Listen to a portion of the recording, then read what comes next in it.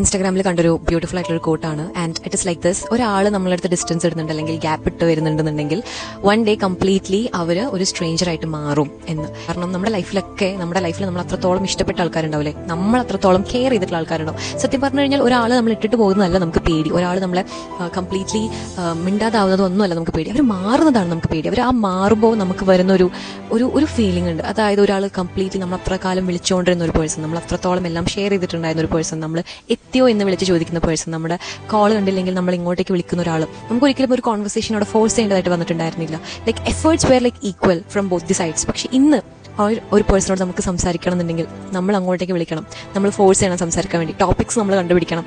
And അതെല്ലാം ആ മാറുന്ന അവരുടെ ഒരു ചേഞ്ച് ഉണ്ടല്ലോ, അത് ലിറ്ററലി നമുക്ക് എത്രത്തോളം വേദന കൊണ്ടുവരും. സോ എനിക്ക് തോന്നുന്നു ഒരു പേഴ്സൺ നമ്മൾ ഒരു ഡിസ്റ്റൻസ് ഇടുന്നുണ്ട്, ഗ്യാപ്പ് ഇടുന്നുണ്ട്, ആ ഒരു ഫീൽ നമുക്ക് കിട്ടുന്നുണ്ടെങ്കിൽ അതിന്റെ അർത്ഥം is definitely one day they are going to be complete stranger from our life. വീഡിയോയിൽ ഈ കുട്ടി പറയുന്ന ഓരോ വാക്കുകൾ എടുക്കുമ്പോഴും അല്ലെ ഓരോ വാക്കുകൾ നിങ്ങൾ കേട്ടുകൊണ്ടിരുന്നപ്പോഴും നിങ്ങളുടെ മനസ്സിലൂടെ മിന്നി മറഞ്ഞ ഒരാളുണ്ട്. ചിലർക്ക് 2-3 പേര് കാണും. എന്റെയും നിങ്ങളുടെ ഒക്കെ ലൈഫിൽ കാണും.